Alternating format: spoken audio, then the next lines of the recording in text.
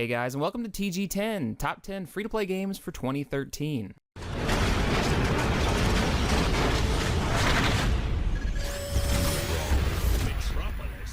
Comic books are big right now, and I'd be lying if I said I didn't come home from watching the new Superman movie and boot up DC Universe.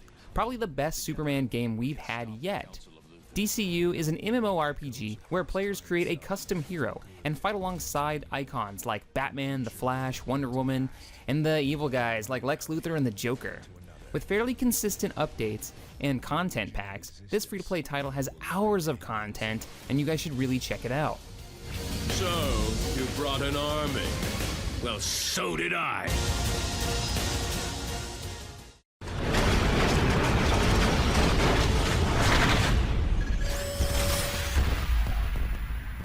Customization is a big deal in gaming. From shaping your character's look with tons of sliders, to putting sick rims on your ride in the latest Saints Row game, customization really gives you a connection with your character. Real-Time Worlds took this idea and cranked it to 11 with the most detailed and in-depth character customization we've ever seen in a video game. Actually, customization across the board, from painting cars to your clothes, to making your own music to share with your friends. And with the recent patches, the game's actually become playable and really fun. But one note, I really recommend you play with a group of friends and not just random people. It adds something much, much more to the gameplay.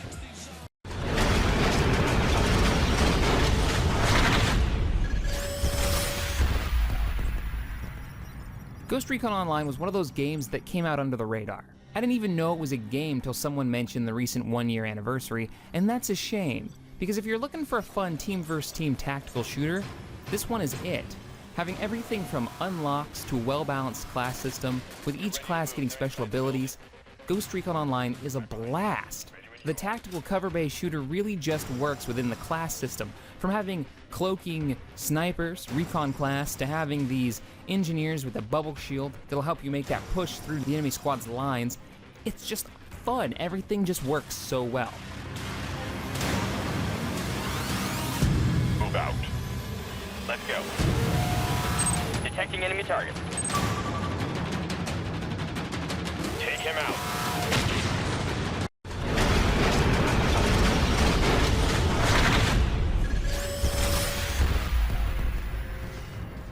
Combat. If there's one word I'd use to describe what makes Neverwinter a fun game to play, it's the combat. It's semi-real-time, fast-paced combat where the player chooses between 5 classes, each with its own style. My favorite so far is the Guardian.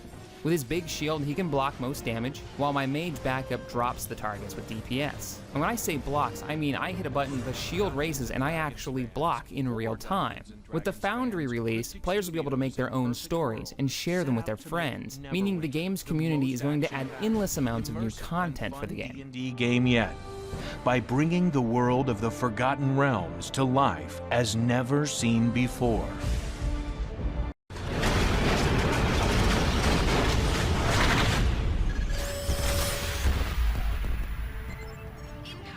Much like APB, Star Trek Online had a rocky start to say the least. I played the beta of this one and even picked it up after release, and was extremely disappointed. Space combat on release was fun, tactical, and exciting, but ground combat was slow, plotty, and downright painful to play. Over the past 2 years, Cryptic has listened to the community and updated the combat into this semi-real-time, free-aim third-person combat that, to be honest, is one of my favorite combat systems to date in an MMO. Where you aim is where you shoot.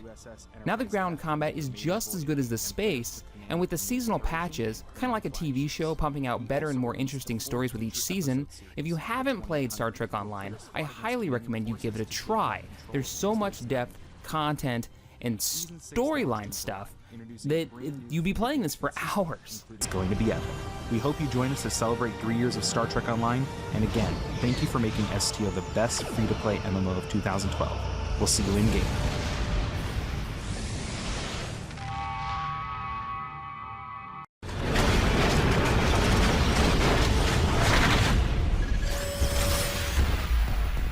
When I built my new computer, Blacklight Retribution was the first game I installed. It's downright pretty. Built on the Unreal Engine, Zombie Studios released this title back in April of 2012.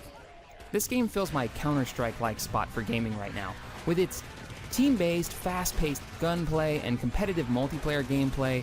All the original game types are all there. You got your team versus team, your deathmatch, your King of the Hill. It's got massive weapon and armor customization system where every part of your gun and armor can be changed. And they each have different characteristics. So if you want to be a lightly armored sprinting scout for your team, then grab the light gear, an SMG, and go. You want to turn a heavy machine gun into a fast-firing and highly inaccurate SMG? Grab the parts and do it. The choices are yours, and that gives the game tons of replayability.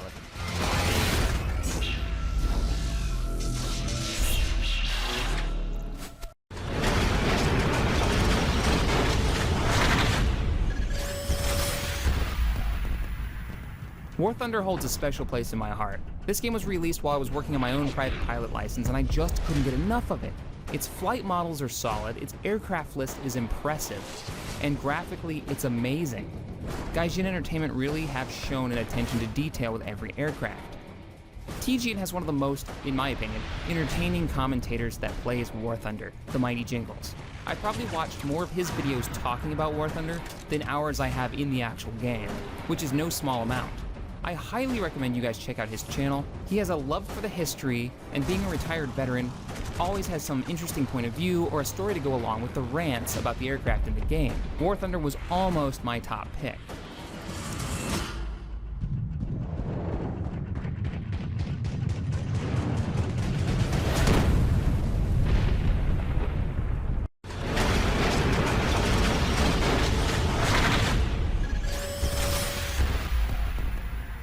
I could have filled a third of this list with MOBA-style games.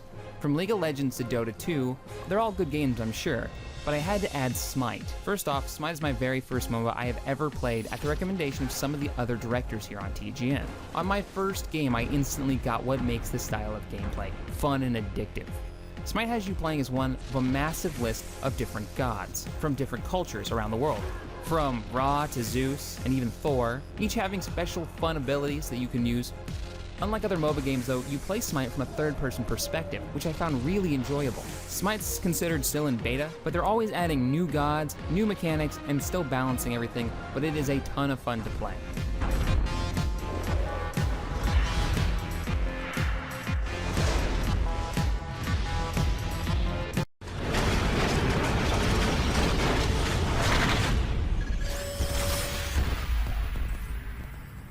Ninjas are cool. Space ninjas, even cooler. Warframe is a mix of parkour, co-op shooter, and ninja-like high-flying action where you play as a Tenno. Tenno is like an ancient warrior you've awoken into this new age, with threats like mega corporations and an army of angry, ugly clone soldiers out to conquer everything. You and your team of 3 other players are up against it all.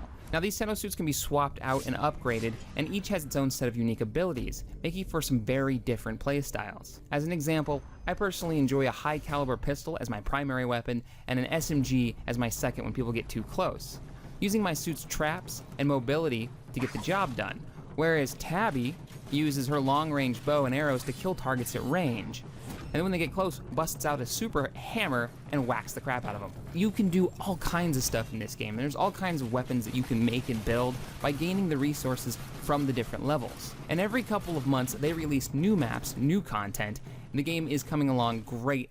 And what's awesome is they're listening to players and making content based on what we want, which is very cool.